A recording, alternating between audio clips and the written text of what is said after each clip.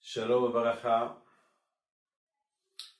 La paracha de cette semaine, c'est la paracha de Matan Torah.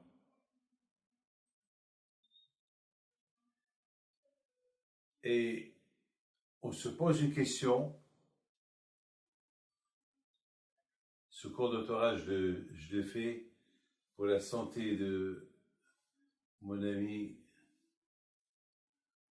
Mordechai Ben Foueha, Knafo Kashim Ilovar, une fois chez les marques Nélasson. Et cette paracha-là, elle s'appelle Yitro. Alors bien sûr, cette semaine, on a fait beaucoup de cours de Torah. On a essayé de comprendre pourquoi cette paracha, elle s'appelle Yitro. Cette paracha, elle devait être appelée la paracha de Moshe, la paracha de, ou bien paracha de la Torah, la paracha de la Torah, ou bien on va l'appeler la paracha des 10 commandements, ou bien on va l'appeler la paracha de Mizbeach, puisque la Torah, elle dit que le tel du sacrifice, on doit le faire qu'avec des pierres et pas avec du fer. Il y a beaucoup de noms. Mais pourquoi Yitro? Yitro, c'était un goy qui s'est converti. Très bien. Mais on n'a pas donné une paracha à Eliezer, Eved Abraham. Il était très grand. Et en plus, Eliezer, il n'est pas mort, il est encore vivant. On ne lui a pas donné, on ne lui a pas attribué une paracha. Et pourquoi Yitro, oui? Quelle est la raison que Yitro ait ce kavod-là? Et avec tout cela, on a vu que Yitro, à un moment donné, il a quitté le désert pour aller. Il est retourné chez lui à la maison. Mais bien sûr, il est retourné pour convertir sa famille. Alors, qu'est-ce qui se pose? Il aurait pas pu venir avec toute sa famille, puisqu'il est venu avec Tsipora. Il est venu avec les enfants de Tsipora, qu'il apporte toute sa famille, il reste. Vous avez compris? Quelle est la raison pourquoi il est venu et il est reparti? On dirait, bon, c'est vrai, Rachid dit, il est parti pour convertir sa famille. Alors moi, je pose une autre question. Lorsqu'il est venu, il est venu pour se convertir. Lorsqu'il est venu pour recevoir la Torah. Alors, pourquoi il n'est pas venu avec toute la famille? Comme la sortie de l'Égypte. L'Égypte, ils ont quitté l'Égypte avec toute leur famille, et voilà. C'est un aller sans retour. Ceux qui voulaient y retourner sont morts. Domakat Hosher. Alors lui aussi, il sait très bien il a entendu la guerre de Amalek, il a vu que Amalek c'était, lorsque les Juifs ils ralentissent de l'étude de la Torah, alors Amalek il vient, et le doute il vient, parce que Bémet, je vous le dis, s'il n'y a pas de Torah, on a le doute. Heureusement que on étudie la Torah. Vous savez, ce que j'entends par jour, les problèmes que j'entends du matin au soir, donc on va devenir fou. Bémet. Et surtout maintenant, mon meilleur ami de 50 ans, ça fait 50 ans il m'a rendu un homme. C'est avec lui que j'ai commencé à faire la Iloula de Rabbi Pinto, c'est Mardoché Knafo. Le pauvre, il est gravement malade, et j'arrive pas à croire. Je veux dire, je donne la parole d'honneur. C'est parce que c'est vous que, heureusement que j'écoutais la nouvelle, heureusement qu'il y a la Torah qui me calme un peu, avec tout ce que j'entends. Alors, Ramim me disent que s'il n'y a pas la Torah, avec tous les problèmes qu'on entend, on tombe dans la déprime. Moi, la Torah, c'est un soulagement. La Torah, et Amalek, il est venu à un moment que les Juifs, ils ont vu des miracles et des miracles, des miracles. Soudainement, il vient un groupe, une petite tribu, Vous savez, c'est comme des terroristes. Vous savez que le plus grand danger, c'est qui? C'est les terroristes.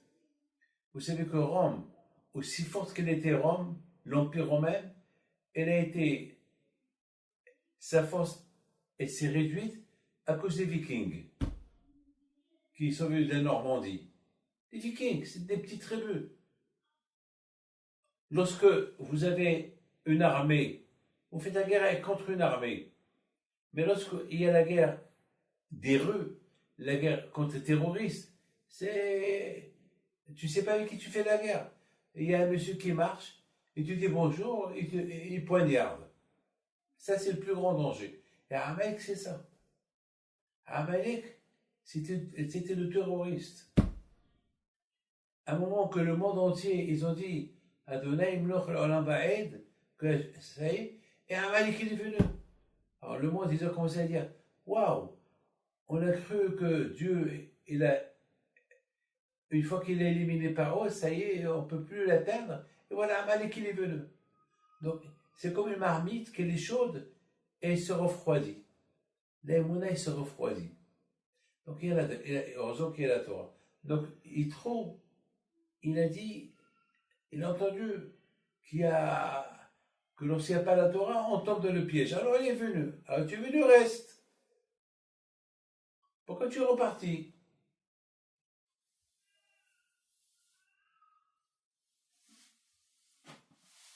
Tout à l'heure, je recevais les gens par Zoom.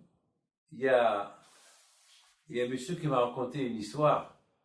Il m'a dit qu'il était très très malade pendant cette période-là du Covid. Et il était très malade. Et avant qu'il entre à l'hôpital, il allumait des veilleuses de Rabbi Pinto. Tout le temps. Et à un moment donné, il n'en pouvait plus. Il s'est levé. Il dit à sa mère, maman, tu as prié pour moi. Peut-être tu n'as pas assez prié pour moi. Moi, je vais prier pour moi-même. Il a commencé à prier avec une émouna. Il a dit Hachem, Bisrout Tzadika Behepito, je vais dormir ce soir, je vais prendre la cache et je vais dormir, mais demain je vais me lever, je vais être guéri, je ne veux pas aller à l'hôpital. C'est la folie. Il m'a raconté ça ce soir, de Lyon. Et le lendemain, il se lève, sa mère était à côté de lui, ils ont invité l'ambulance de venir à 7 h du matin le prendre. Il se lève, il n'avait rien.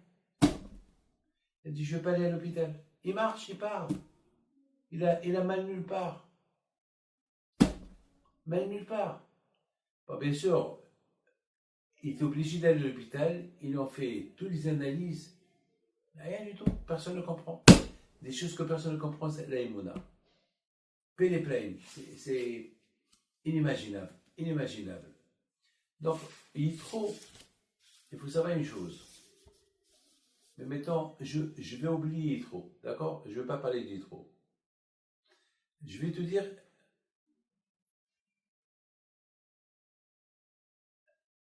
lorsque les bénis Israël devaient sortir de l'Égypte pour aller, bien sûr, recevoir la Torah et rentrer en Israël, Hachem il leur a donné une mitzvah à faire, laquelle ne pas sortir les mains vides. Il faut qu'ils demandent aux Égyptiens de l'argent, de l'or, des vêtements. Les Juifs, ils n'étaient pas très chauds. Ils ont dit à Moshe, on n'est pas très chaud, c'est pas la peine. Alors Moshe Rabbeinu était content. Il a vu devant lui des gens qui ne sont pas très, qui ne sont pas fortunés, mais ils ne sont pas matérialistes. Ils veulent rien, ils veulent sortir recevoir la Torah. Et Hachem dit à Moshe, je t'en prie, fais-moi plaisir. Supplie-les qu'ils ne sortent pas les mains vides. Vous vous rendez compte? Il a fallu que Hachem, il supplie Moshe. Et Moshe dit à Hachem, ça fait, ils ne veulent pas, qu'est-ce que tu veux d'eux?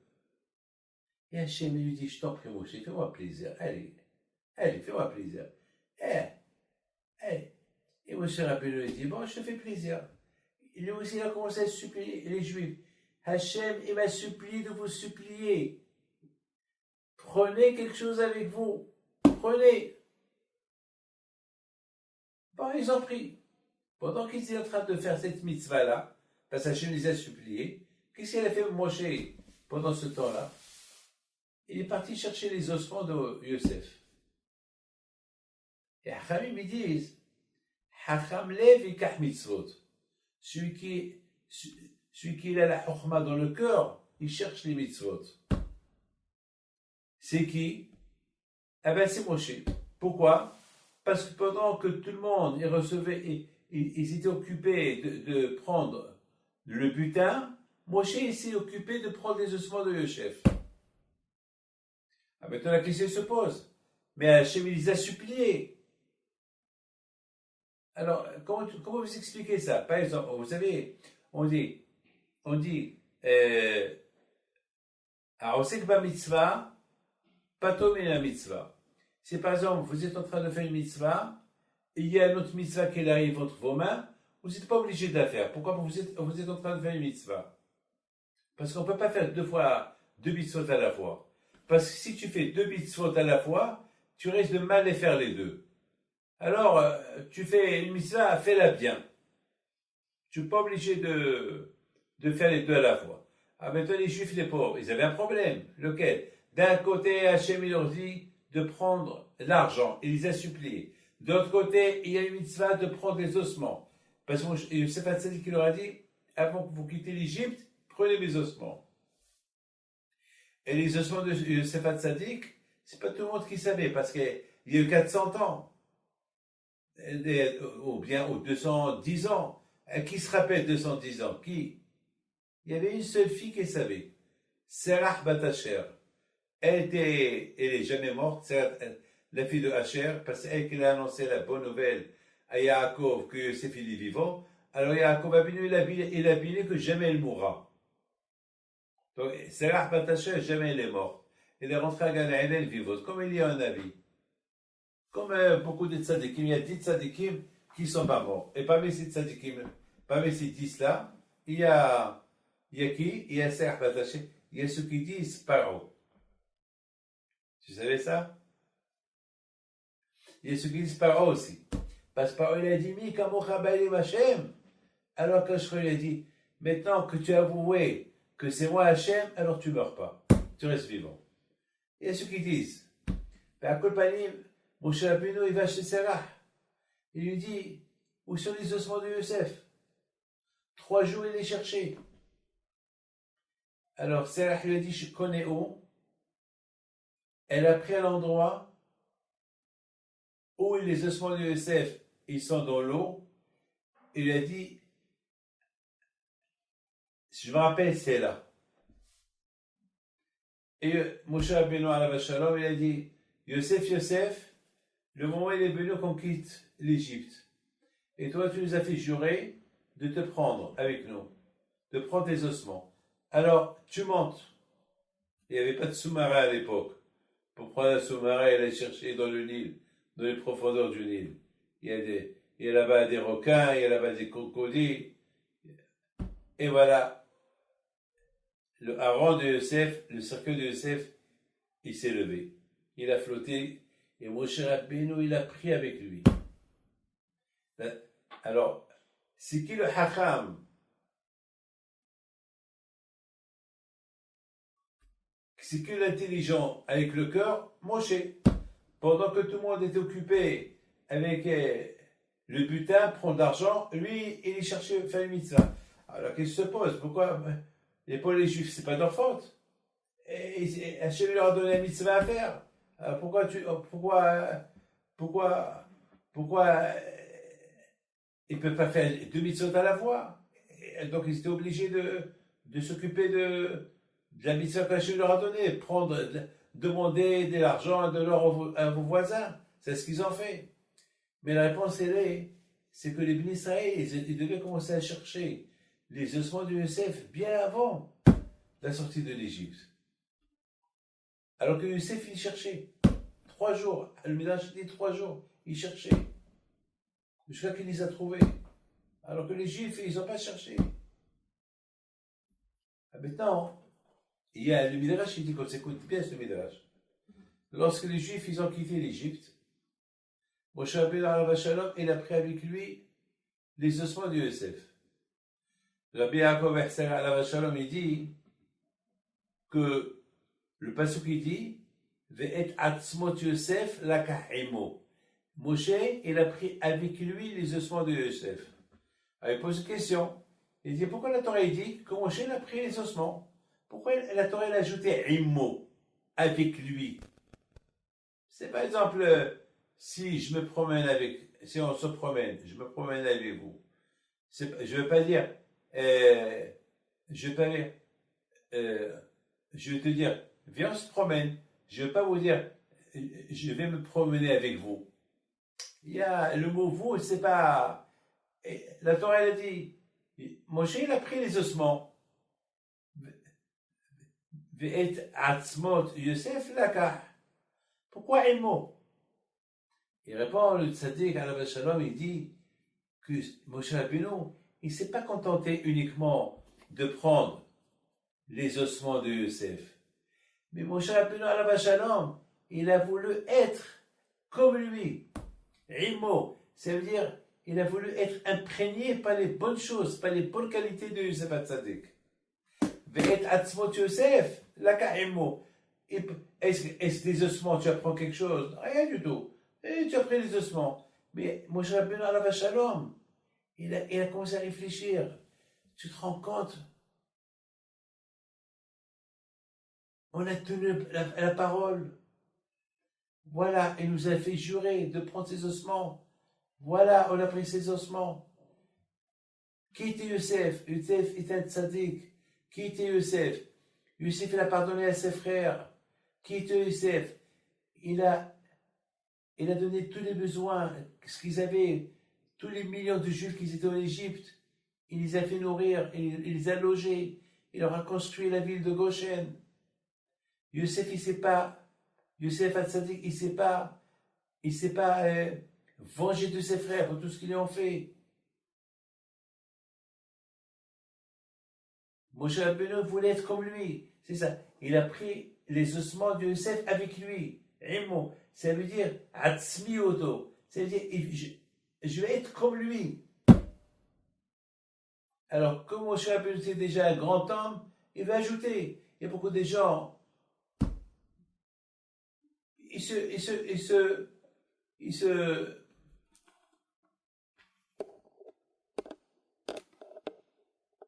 quand ils arrivent à un niveau, ils se contentent de ce qu'ils sont. Mais dans la Torah, non. Dans la Torah, il ne faut jamais se contenter de ce que tu es. Il faut toujours ajouter. Mosif ve'olé. Dans la richesse, le riche, celui qui se contente de ce qu'il a. Mais dans la Torah, il ne faut pas se contenter. Il faut toujours ajouter. Et ajoute, et ajoute, et ajoute. Vous savez, si par exemple vous rentrez dans un marché et on vous dit, Yoel, prends tout ce que tu veux dans ce marché. Est-ce que tu vas te promener? Tu vas prendre là, jusqu'à que tu n'aimes plus rien en mettre. Là aussi, dans ce monde-là, ce que tu trouves, Hatof, prends, profite. Le Tzahara, qu'est-ce qu'il fait ça dans ce monde-là? Pour ne pas que tu fais des beaux mitzvot, il t'a donné la télévision, il t'a donné le cinéma, les sorties, les vacances, et tout ce laps de temps-là. Bien sûr que c'est bien de prendre des vacances. Voilà, c'est pas le contexte d'une mitzvah de se reposer. Mais pas tout le temps. Il y a des moments de repos, il y a des moments d'étudier la Torah, et à chaque chose il y a un moment. Mais ça, il est très intelligent, il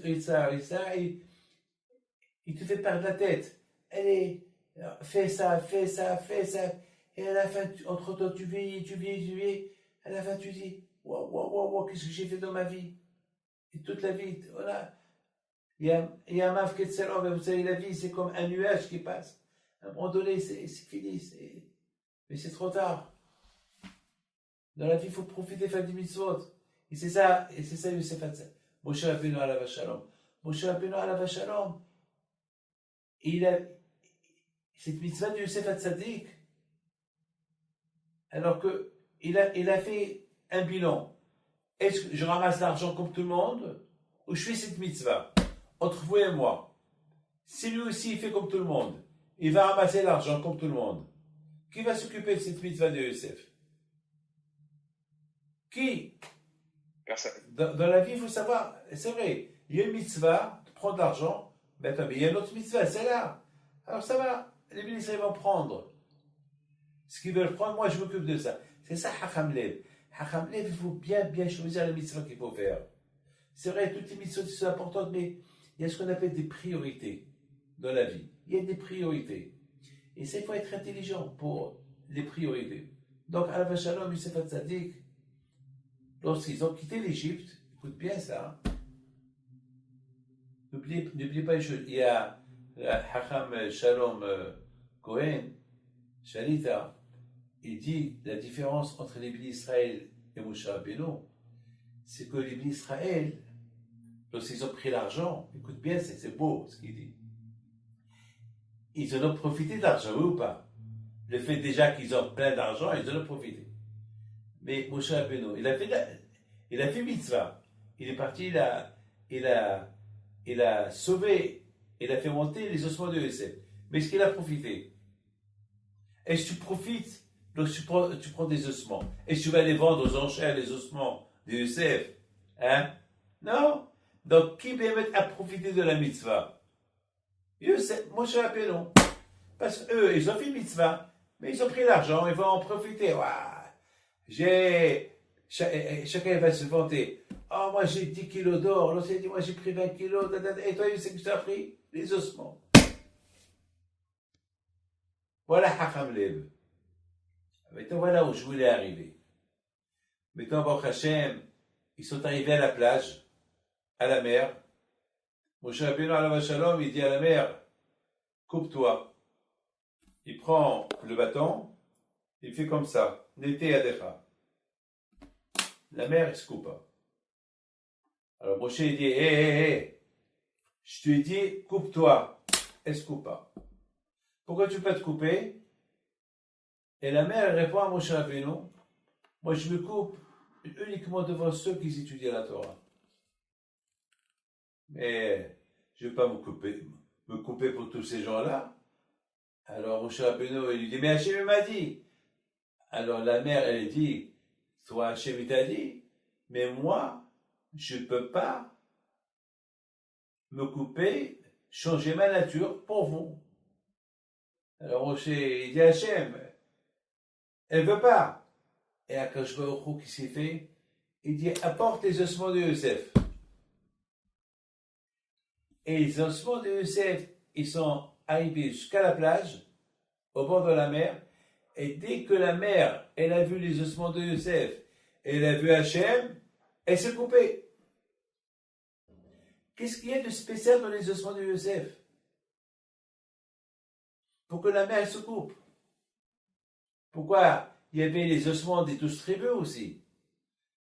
Le Shevet Reuben, il a apporté les ossements de Reuben, Shimon, Lévi, Yehuda, Issachar. Tous les ossements, ils étaient là. Pourquoi avec Yosef? Et Akadosh Baruch Hu, il dit à la mer, les Bnei Israël, ils vont quitter. Ils doivent te traverser pour aller recevoir la Torah. Bon, on oublie tout ça. Maintenant, on va arriver pas encore Yitro. On va arriver à Yitro. Maintenant, une fois qu'ils ont construit le Mishkan et l'arche de l'Alliance, Hachamim ils disent que l'arche de l'Alliance, elle a avancé 5 kilomètres devant les Juifs. Et là où il va, elle aplatine toute la route.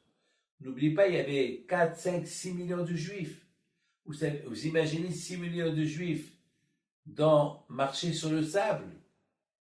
Donc, l'arche de l'Alliance, elle goudronnait. et tuer les animaux. Mais qui était à côté de l'Arche de l'Alliance? Le Aaron de Yosef. L'Arche de l'Alliance et le Aaron de Yosef, les deux, ils marchaient tout seuls. Ah, maintenant, les gens, ils demandaient, les Juifs, pourquoi les deux Aaron? Je comprends l'Arche de l'Alliance, elle oui, mais pourquoi le Aaron, le cercueil de Yosef? Alors, il répondait, Yosef, il a respecté ce qui est écrit dans le, comment ça s'appelle, dans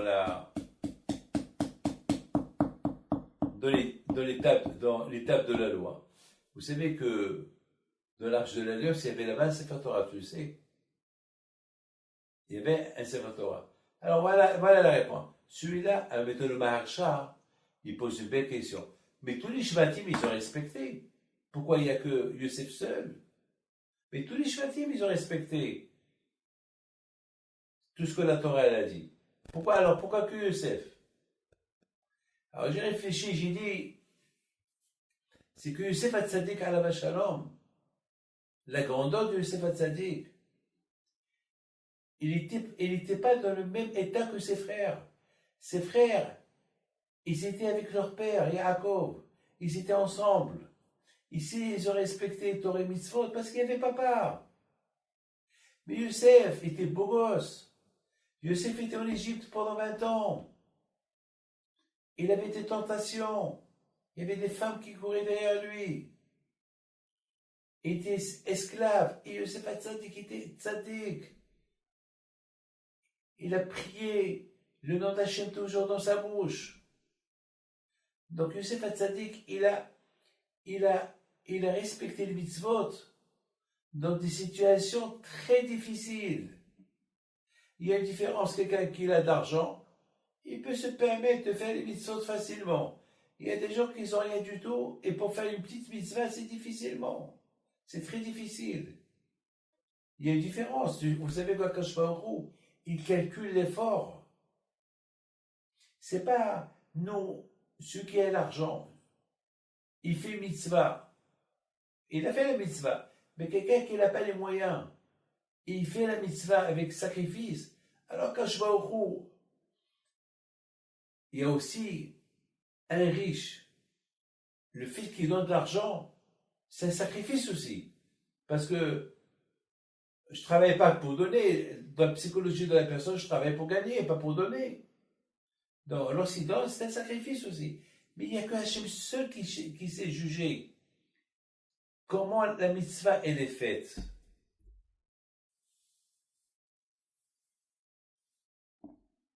Ce matin, j'ai fait une prise du son. J'ai dormi très tard hier soir. Parce que j'ai fait un grand shiur.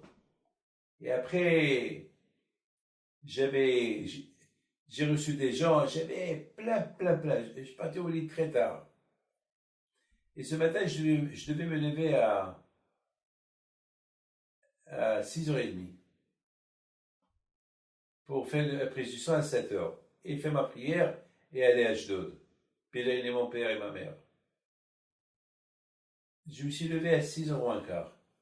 Alors, j'ai levé trop tard. J'ouvre les yeux, je vois 6h moins quart. Alors, je peux dormir encore 3/4 d'heure. Après, ma tête, elle me dit, David, tu as assez dormi dans ta vie. Allez, lève-toi. 3/4 d'heure, tu vas étudier un peu la Torah. Le temps que tu te prépares, tu vas étudier une demi-heure.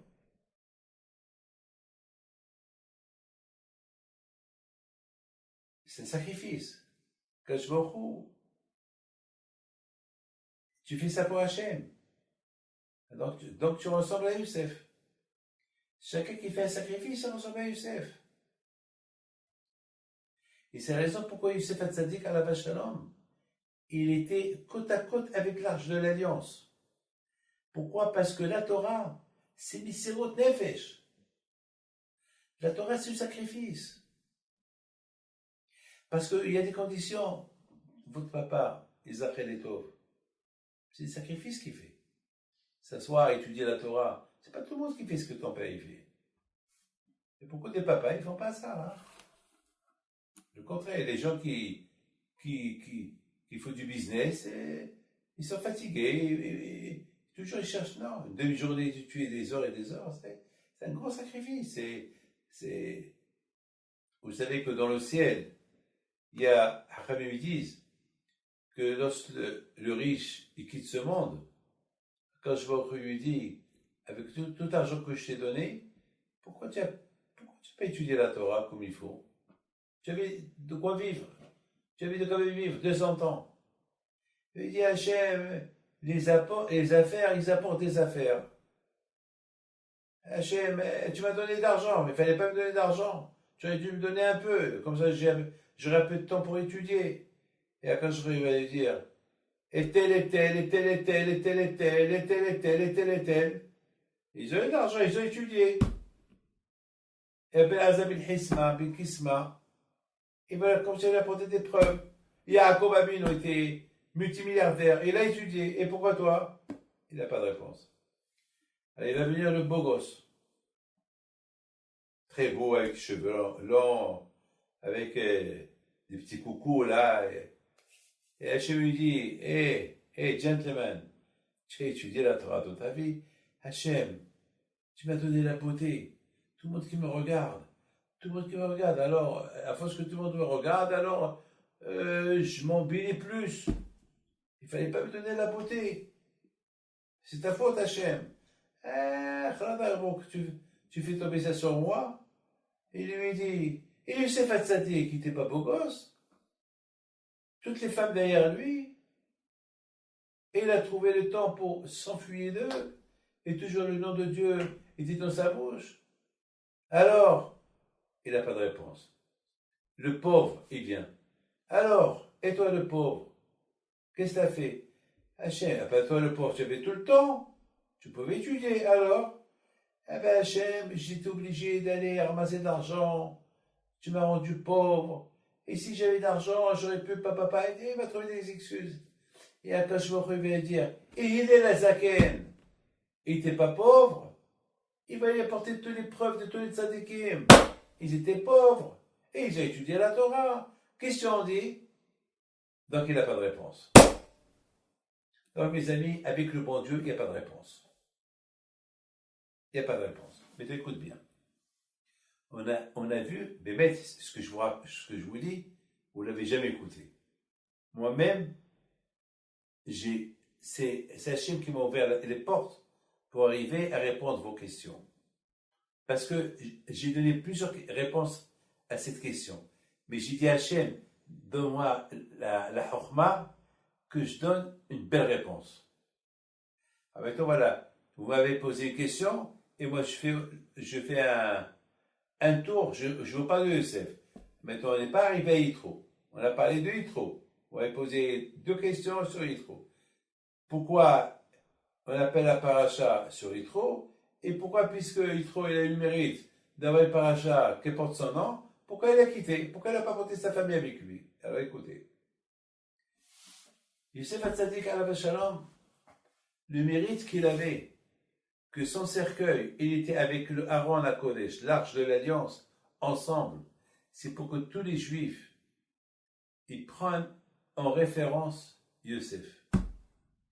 Tout ce qu'avot qu'Hachem il fait à Youssef, c'est parce que Youssef Hatzadik, il a étudié la Torah, il a respecté la Torah dans les conditions les plus graves qu'il pouvait. Il était pauvre, écoute bien, il était pauvre, il a étudié la Torah, il a respecté Hachem. Il était riche, il a respecté la Torah, il a respecté Hachem. Il était beau gosse, il a étudié la Torah, il a respecté. Vous savez, les 3 cas que je vous ai dit tout à l'heure, quand Hachamim ils disent que Hachem il va demander aux pauvres et aux riches et aux beaux, les 3 choses étaient dans Youssef Hatzadik. Alors que chacun il travaille sur une qualité, Youssef, il a passé il a passé la beauté, la pauvreté et la richesse. Il était Nishan, il était tzaddik. Eh bien, il ressemblait à Aaron HaKodesh. Il ressemblait à... Donc c'est la raison pourquoi, là où il va, les portes s'ouvrent. Il était avec Aaron HaKodesh. Yitro, il était pauvre dans la chokhma de la Torah. Il était riche en argent. Tout le monde le vénérait. Il était un homme, il représentait toute la Avodah Zarah du monde. Il était le représentant de tous les dieux. Il était riche, très riche en argent. Il était riche en kavod. Tout le monde le vénérait. Même les plus grands rois du monde, ils venaient chez lui. Il était même une fois le conseiller de Pharaon.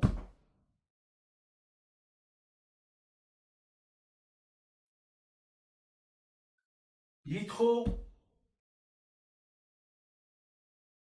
il n'avait pas de prof. Il n'était pas allé Shiva. Il était riche et pauvre.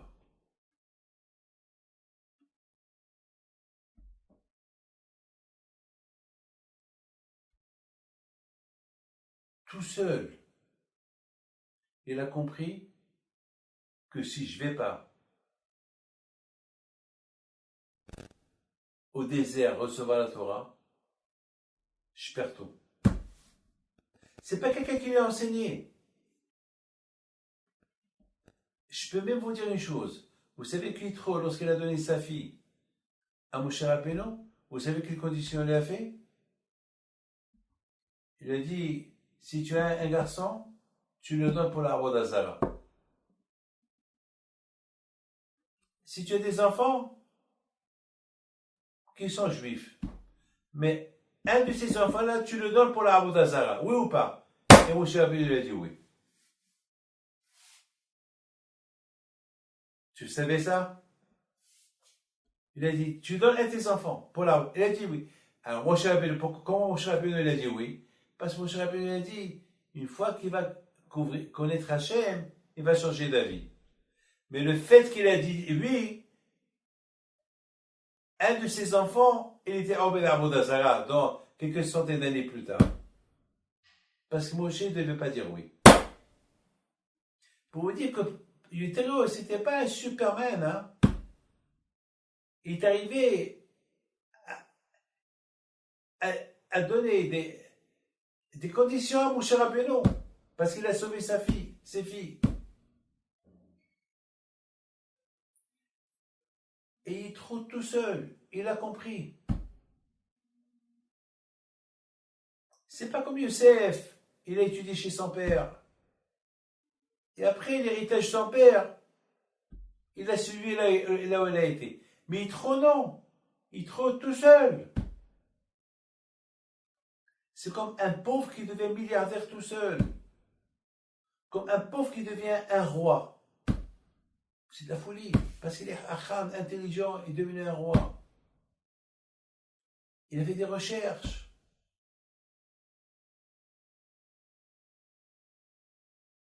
Il a commencé. Tout le monde a vu ce que Hachem a fait à Paro. Tout le monde a entendu qu'Atem souffre. La mer qui se coupe. Tout le monde a entendu la guerre de Amalek. Mais personne n'a réagi, personne n'est venu. Personne ne s'est converti. Une seule personne, Yitro. Yitro, il a donné le kavod à Hachem. Yitro, il a élevé le nom d'Hachem. Alors qu'il y a quelques jours, Amalek, il a abaissé le nom d'Hachem. Amalek, il a partagé le nom d'Hachem. Viens, on va faire un calcul. Vous avez un stylo? C'est pas grave. C'est pas grave. Mais écoutez bien. Comment on écrit Hachem? Yud, Ke, Vav, Ke. Ça, c'est le nom d'Hachem. Yud, Ke, Vav, Ke. Dans Azashim Moshe, les Juifs, ils ont dit Adonai Imloch Le'olam Va'ed. Ça y est, Hachem, c'est le roi. Yud, Ke, Vav, Ke.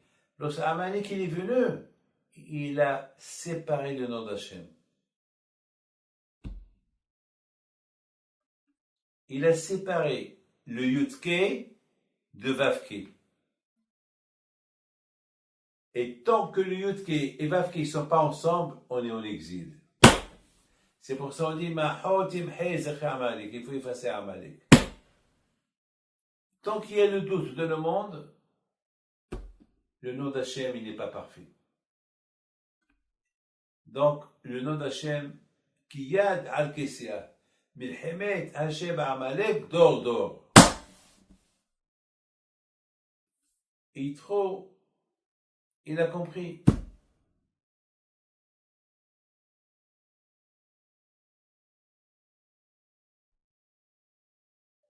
Qu'est-ce qu'Amalek il a fait? Le monde entier, il a bouilli avec tous les miracles qu'ils ont entendus, que Hachem il a fait.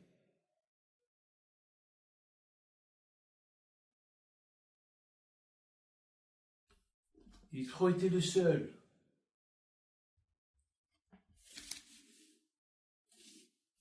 Yitro était le seul.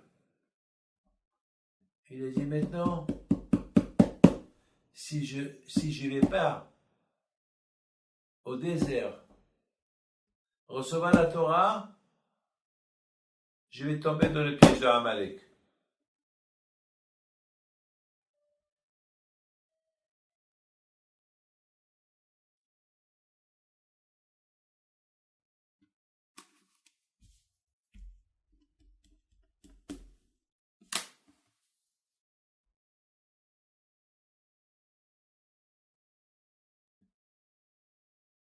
Yitro,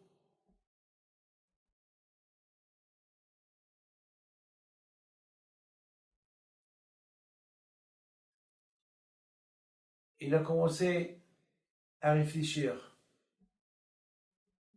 Avec tout ce qu'Amalek qu'il a vu, il a entendu comme moi. Il a fait ça.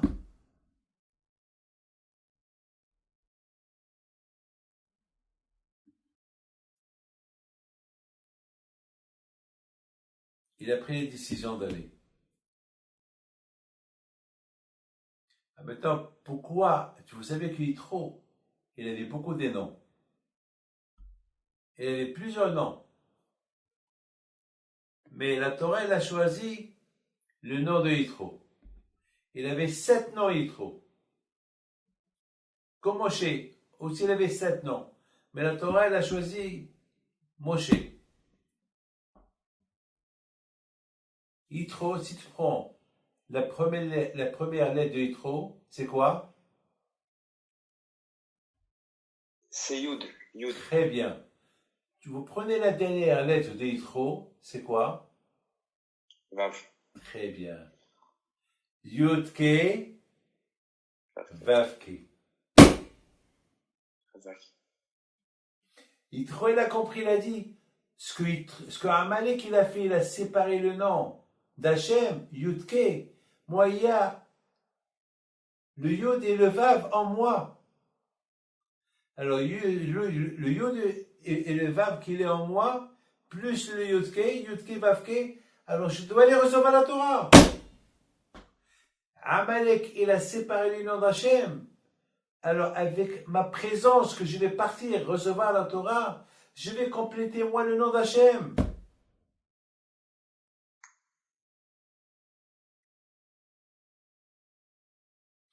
C'est ça la émouna du Yitro. Hachem il a dit, c'est ça ta pensée. Je donne la paracha qui porte ton nom. Comme ça, tous les Juifs, ils vont voir qu'est-ce que Amalek il a fait et qu'est-ce que toi tu as fait. C'est écrit Vaishma Yitro. Yitro, il a entendu quoi? La guerre de Amalek. Alors, qu'est-ce qu'il y a? Il a compris ce qu'il a fait Amalek, les dégâts qu'il a fait Amalek. Et ça, c'est une leçon pour tous les Juifs de se rappeler ce qu'Amalek il a fait. le dégât qu'il a fait. Alors, qu'est-ce qu'il faut faire pour réparer les dégâts? Eh bien, il faut faire ce qu'il a fait Yitro. Qu'est-ce qu'il a fait Yitro? Il est venu pour recevoir la Torah. Et Yitro n'était pas juif, il était goy. C'est la raison pourquoi la Torah lui a donné ce paracha qu'elle porte son nom. La paracha de Matan Torah, c'est Yitro qu'il a. Pourquoi? Parce qu'Yitro, il était exemplaire. Il n'était pas juif. Un goy qui nous donne une gifle. Comment se comporter? Comment éliminer comment ça s'appelle, le doute?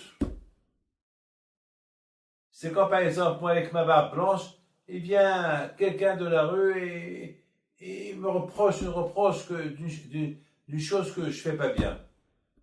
Je comprends, c'est un rabbin qui me reproche, mais comme ça, quelqu'un de la rue. Il trouve il a tout lâché, la richesse, tout pour Hachem. Alors, quand je lui a donné une récompense, il a fait exactement ce que Youssef il a fait. Youssef, il était honnête, il a tout lâché, Youssef, pour Hachem. Alors, son cercueil, il était avec le Aaron. Yitro aussi, il a laissé tout, la richesse, sa famille, la Avodah Zarah, le kavod, tout, pour Hachem. Alors, quand je crois, il a mis à tel point que même il a vu Moshe Rabbeinu qu'il recevait les gens, il y avait une queue, et il lui dit, pourquoi tu fais ça? Moshe Rabbeinu, il aurait pu lui dire, mais de quoi tu te mêles? De quoi tu te mêles? Non, il a écouté. Pourquoi Moshe Rabbeinu ne connaît pas ça? Pourquoi Moshe Rabbeinu ne sait pas que c'est dur pour lui de recevoir les gens? Pourquoi il ne savait pas il pouvait mandater Aaron, Nadav et Abihu et d'autres personnes qui l'aident? Il faut qu'il vienne trop lui dire. Étant donné qu'Akash Baruch Hu a dit à Moshe Rabbeinu, respecte-le. Tout ce qu'il te dit de faire, fais-le. Alors il a écouté. Maintenant, on comprend très bien que Yitro, lorsqu'il est venu, il n'a pas amené avec lui toute sa famille. Il n'a pas amené avec lui son argent et tout. Pourquoi? Parce qu'il a voulu montrer au jeu de Midian, je ne me sauve pas. Je ne suis pas quelqu'un qui se sauve. Je vais simplement aller recevoir la Torah et retourner. Il savait qu'il n'allait pas convertir les gens. Et d'ailleurs, lorsqu'il a quitté le désert, il n'a pas quitté le désert pour de bon. Il a dit à Moshe Rabbeinu, j'apporte ma famille. Et pourquoi tu ne l'as pas apporté? Parce que je ne veux pas que les gens croient que je me suis sauvé. Je veux qu'ils voient comment je suis devenu maintenant avec une barbe, avec les péotes. Il a dit, je vais sanctifier le nom de Dieu chez mes gens. C'est les gens de Midian.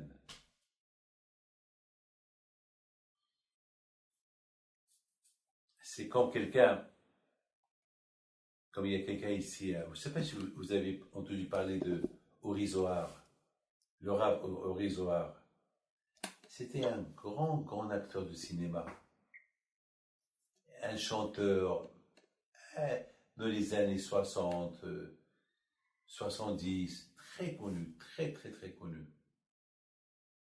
Un grand acteur. Il a fait une très grande teshuva.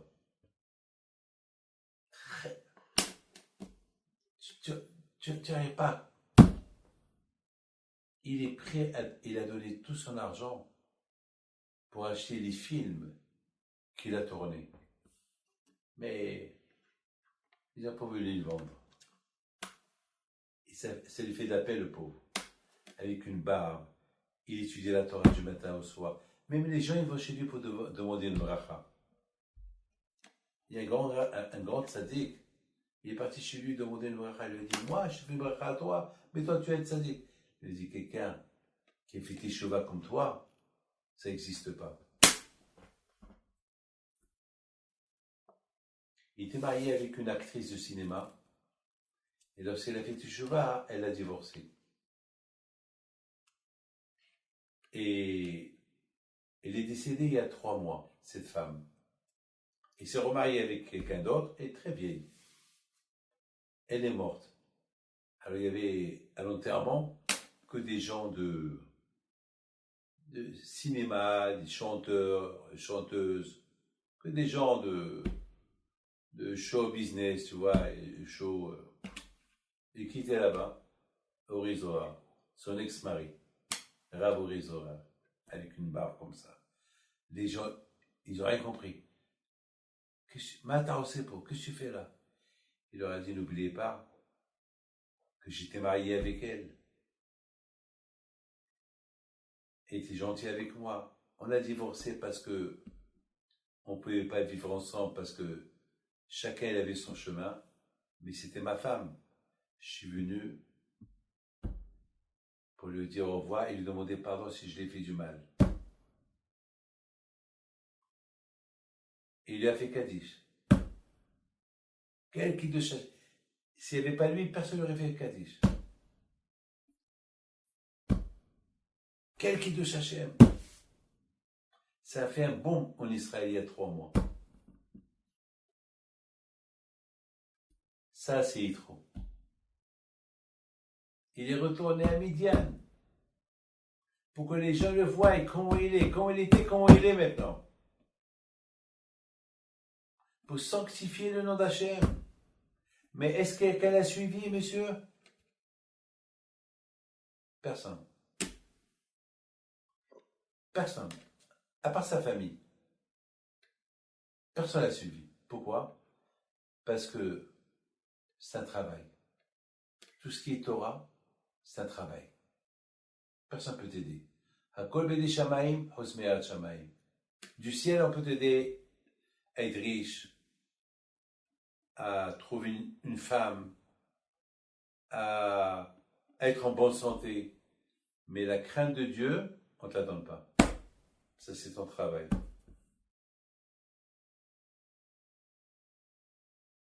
Ça, c'est ton travail. Et c'est ça. Un homme comme ça, tu ne mets pas une paracha à son nom.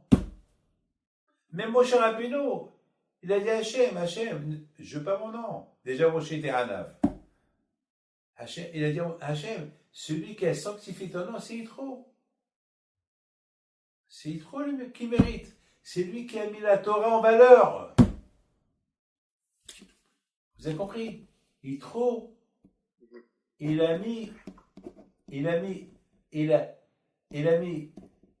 Hachem et la Torah en valeur. Donc, la plus belle paracha de Parashut porte son nom. Vous avez des questions? Oui, Rabbi David. Si c'était initiative de Yitro de retourner dans son pays pour vraiment sanctifier le nom de Dieu, pourquoi alors la Torah elle raconte que Moshe Shalach et Yitro? Ça aurait plus été logique de dire Moshe Yitro Chazar Ouais. L'arto. De la même façon que Yitro il a été accueilli par Moshe, Moshe Rabbeinu il a fait la Levaya. D'ailleurs, n'oubliez pas, dans la paracha, je crois, dans Bamidbar, c'est écrit là-bas que Moshe Rabbeinu il a supplié. Dans paracha, je crois la paracha Hukat ou la paracha de Ba'alotra, je pense. Vous l'avez vu ou pas? Je vais la trouver, je veux la fax. Moshe Rabbeinu, hein? Moshe Rabbeinu, il a supplié. Non, je disais que je ne connais pas bien le Sefer Shabbat. Ah d'accord, alors c'est écrit dans une des parachutes, je vais trouver et je vous envoie. Il a supplié, je t'en prie reste avec nous, et voilà, on va rentrer en Israël, et tu partages avec nous la terre d'Israël, et tu vas être pour nous les yeux. Il a dit non, je dois retourner convertir mes enfants. C'est-à-dire que Moshe Rabbeinu à la Vachar, il a dit on peut envoyer quelqu'un, il apporte ta famille. Non, moi-même je veux aller. Il a dit non, moi-même je veux aller. Et pourquoi tu veux retourner? Pourquoi tu veux aller? Parce que je vais retourner, je vais aller, je veux qu'on me voie. Alors de la même façon qu'il a été reçu, c'est pas Zama que bon débarras. Allez, bye. Non. Vaishlah, il a accompagné. Vous savez que de la même façon qu'on reçoit un invité, il faut l'accompagner jusqu'à sa voiture, ou jusqu'à la porte, ou jusqu'aux escaliers, ou jusqu'en bas, pour qu'il se sente bien. Il y a beaucoup de gens, ils préparent des tables royales à des invités. Une fois qu'ils ont mangé, ils se lèvent et ils partent. Et le Baal Habayit, il les accompagne. Il les accompagne pas. Donc ils n'ont rien fait. Parce que la vraie Akhnasat Rahim, le vrai, lorsqu'on reçoit quelqu'un, c'est pas le recevoir. Le recevoir et le mettre à l'aise lorsqu'il s'en va.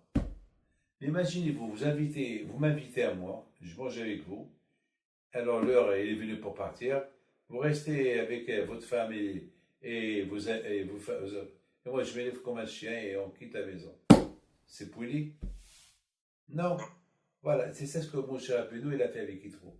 De la même façon qu'il a accueilli, eh ben, il a envoyé. Il a dû sortir avec lui jusqu'à en dehors de 7 ananim. Après, il est retourné. Parce que Moshe Rabbeinu, il n'avait pas le droit de quitter les 7 ananim. Aucun juif n'avait le droit.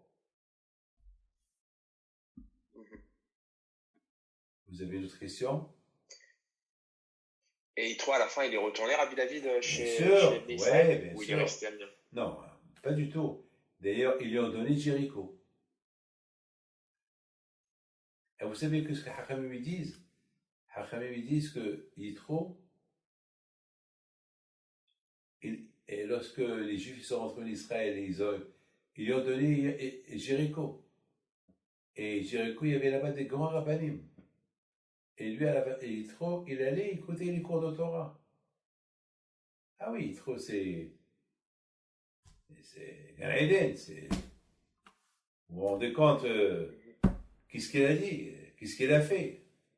Yitro, il a apporté, d'ailleurs, Yitro, et on a Ruth. Ruth, tu sais, c'est comme Yitro.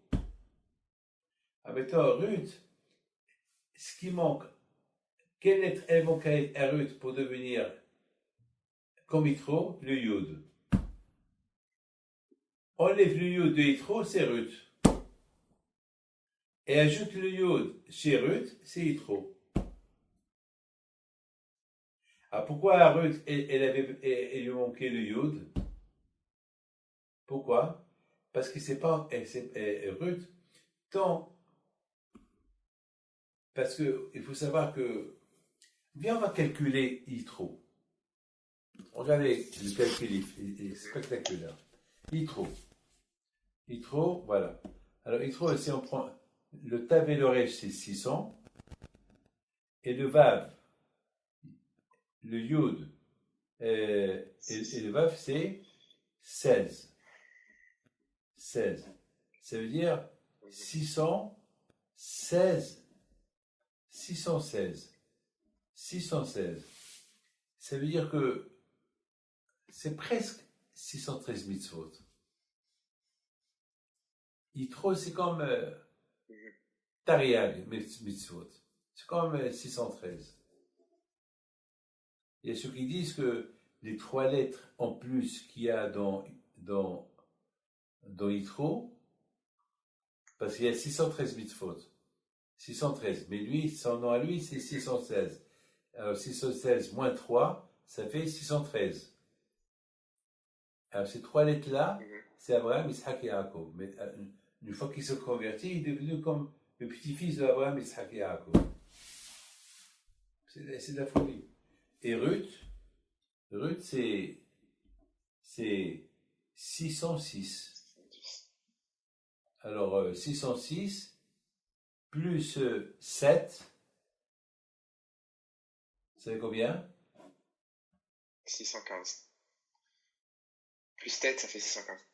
Hein? Plus tête, ça fait 615. Alors, 615. J'avais lu quelque chose sur le chiffre 615. Donc, il y a 2 en plus. C'est comme Ruth Yitro, c'est presque pareil. Ruth Yitro.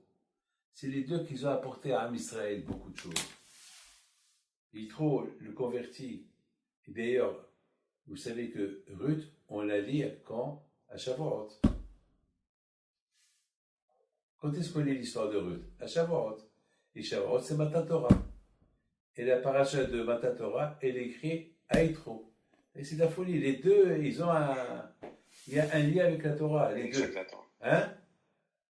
C'est de la folie. Une connexion avec la Torah, oui. Ah oui, c'est une connexion. Effectivement.